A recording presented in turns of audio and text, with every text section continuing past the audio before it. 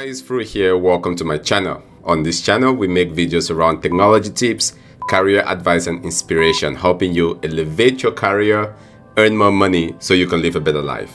Today, we're going to be talking about a really fascinating topic. We're going to look at 10 things every tech employee must do right after you land your dream job. We know the process of going through a job interview can be a very difficult process. You've put in the work, you've gone through the rigorous interview process, and now, voila, you got that job. What exactly should you do? A lot of people think when they get the job offer, that means the end of it. That means the suffering is over. Not so quickly. There are a lot of things that you should be doing to ensure you make it and succeed very well in your new job. So 10 things every tech employee must do as soon as you receive that job offer to go to your new company. You want to make sure you dive in and do these 10 things. That said, let's dive right in. Number one, you've done a lot of work. Interview for tech jobs is not easy. So the very first thing you want to do is to relax, taking a sigh of relief and congratulate yourself, whatever that means. It might just mean relaxing a little bit, feeling good about yourself. You know, jobs interviews are not easy. They're not easy. And if you've made it through and you got the offer, congratulate yourself. A lot of people can be very hard on themselves all the time and be critical of themselves. Guys, this is the time where you can sit back a little bit and say, all right, we've done it and this is great. So whatever you can do, make sure you congratulate yourself some form or some way. Now, the next thing you want to do right after you congratulate yourself is to dive right in. We know a lot of people get jobs because of compensation. Not everybody's going to work out there for free, right? We're not talking about charity here. We're talking about you are working because you get paid for what you do. You're exchanging your services, you're exchanging your expertise for some form of compensation. So you really want to make sure you understand what your compensation is. Not just pay, not just looking at your paycheck, but understanding what is the full compensation package in terms of your pay, in terms of your the benefits that you get from from the hours, from vacation, and all of that. Make sure you take a pen and you write it down and understand what that new company is going to be helping you and giving you in form of a compensation package. Now, the next thing that you want to do as soon as you understand your compensation package, you want to go ahead and make sure you take care of the basics. All right. And for some companies, depending on what company you're going to, you might want to do this before, or you might want to do this on your first day of job for that new company. All right, and that includes making sure you understand how to set up your direct deposit and you actually set it up. You have a bank account, you have a check from the bank account that has the account number and it has a routing number. You're going to need all that information because most companies today, they want to pay by direct deposit. So make sure you have that all figured out and ready to go. You want to understand your healthcare. Before you leave from your previous company, if you had healthcare from your company, which a lot of people today have healthcare from your companies, you want to understand, are you going to transfer your healthcare over? Is there going to be a lapse period? All right, do you need to sign up for Cobra in terms of, depending on what situation you're leaving your previous job from? So make sure you take care of the basics. Those are things that you just cannot ignore. All right, you need the pay, which is your direct deposit. You need healthcare. At the very minimum, those two things you need for sure to make sure you take care of. All right, now once you've taken care of that, you want to make sure that you create a budget. A lot of people, when you land a new job, you're probably going up a little bit in pay, right? Because that's why you're excited about the new job. They're probably paying you more. You might be doing some more exciting stuff. So what you want to do is make sure you create a budget. Just because you're getting a new job and you're getting an increase in salary doesn't mean that windfall should be squandered. All right, you need to take a pen. If you are used to spending $2,000 a month and that's what you lived on your previous job, you gotta make a budget to say, in my new job, I'm gonna live on $2,000 a month. All right, because without a budget, you are literally setting yourself up for failure. All right, now, once we have a budget and we have a plan in terms of understanding what money is coming in and we have that budget, you wanna go ahead and transition physically and mentally. We know changing jobs can be very challenging. It can be very difficult. All right. And this is because you have old friends, you have old habits, you have old situations. You used to drive to this location and all of that, right? And if you're changing to a new job and a new location, making new friends and maybe moving to a new city, it could be a little bit challenging at first. All right. And so what you want to do is mentally and physically, prepare yourself for the transition, not just physically, right? The physical part could be the easiest part, right? Where you're moving to a new city if your job requires you to do that. But what about the mental part? What about the colleagues you're leaving behind? What about the projects you were working on?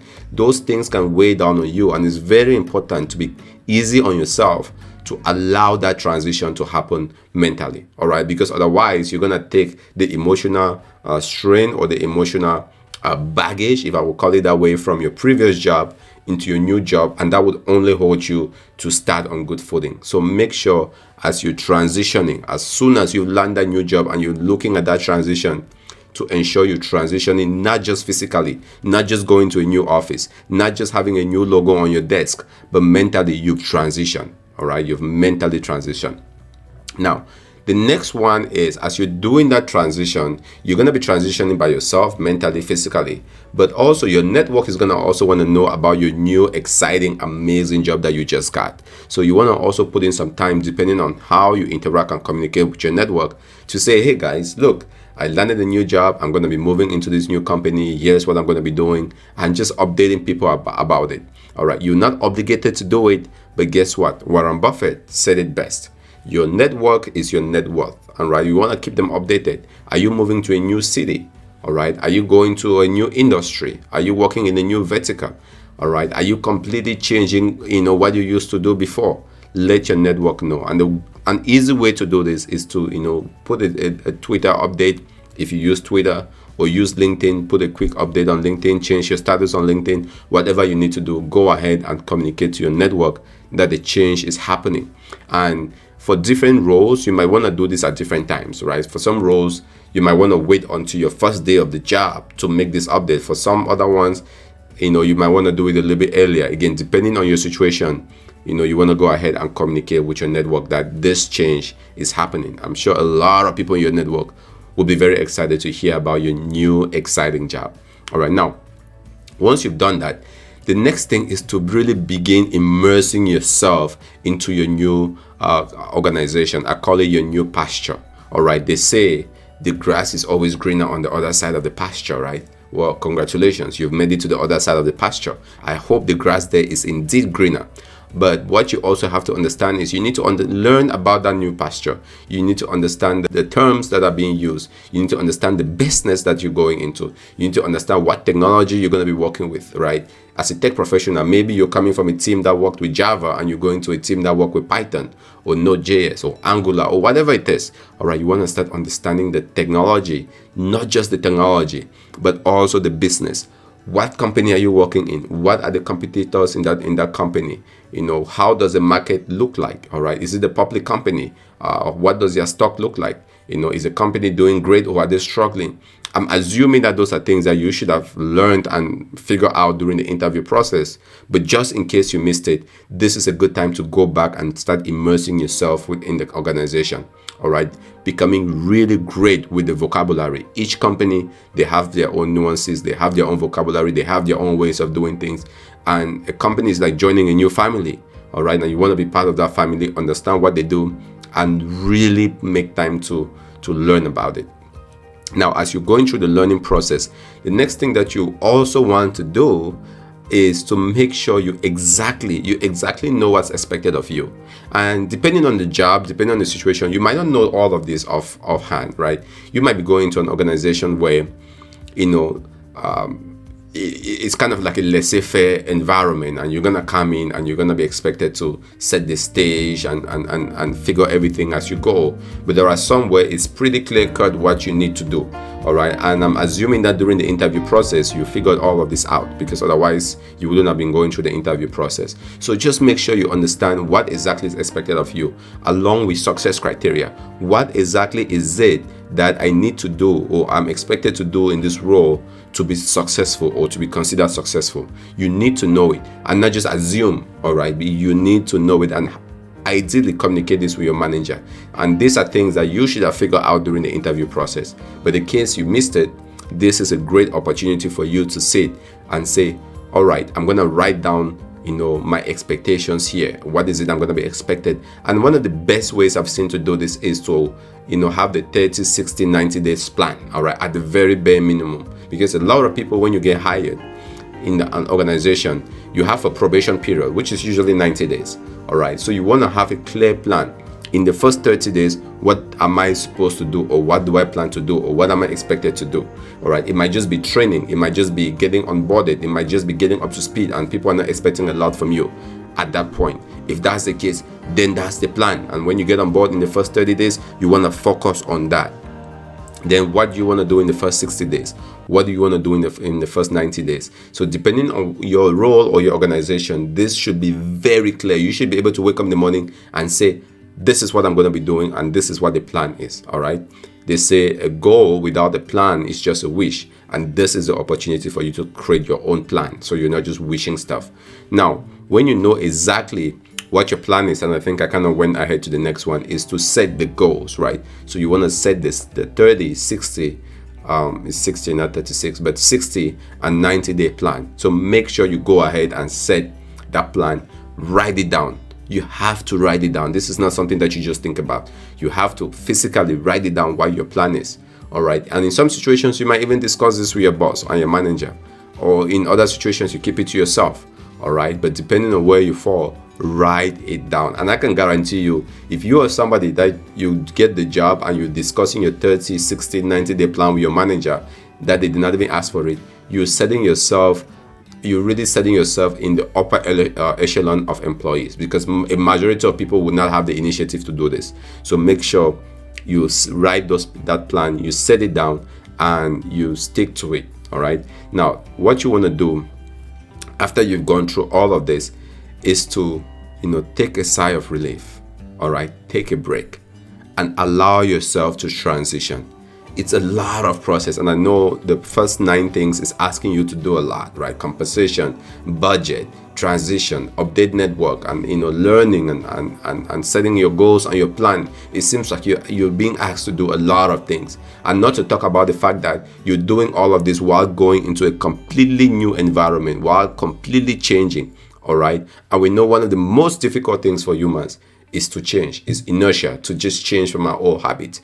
It's exhausting. And that's why a lot of people never change. People will just be in the same position forever and ever. All right. But if you're taking this step to change, you gotta take it easy on yourself. Take a break. If possible, give yourself a window. Again, it's not always possible, but if possible, allow yourself a transition time between your old job and your new job, so you can, allow all of this, mental and physical change to gradually assimilate in. All right. If you push too hard, you might just get to a breaking point. So take a break, go for a walk, take a vacation. Some people will take a 2-week trip across the country, or you might go visit that city you've never visited before you come back and start your new job. All right. Because when you start working, you usually get busy. You don't have time to travel. You don't have time to do other things. And this period between your transition from your old job to your new job is a great opportunity for you to really take a break and relax and meditate and reflect and read a book, catch up on movies, catch up on whatever it is you've been kind of putting aside. That way, when you transition into your new job, you're coming in with energy, you're coming in with fire, you're ready to hit the ground running and knock the ball out of the park, amaze your new employee, amaze your new co-workers, and really start with a very strong and solid first impression to succeed in your new role. All right, guys, so there you have it. 10 amazing things, or 10 interesting things, or 10 surefire things every tech employee must do right after you land your dream job in technology. These things will ensure you set yourself up for success. That's what we do on this channel, helping you with the technology tips, career advice, and inspiration to help you elevate your career, earn more money, so you can live a better life. I hope these 10 things are things that you can consider putting into practice once you get your next job, or when you land your next job, or sharing with somebody who is in the position of getting a new job, or who just landed a job, or who just wants to know that this 10 things exist out there. All right, guys, again, thanks for watching. This has been Threelly here. I hope you found this valuable. If you did, show us some love. Make sure you hit the like and subscribe button below. Really appreciate that. If you don't like it for whatever reason, just go ahead, hit the dislike button 2 times. If you hit it 2 times, that really tells us for sure that you did not like it. All right, guys, again, Threelly here. Thanks for watching, and I'll see you in the next video.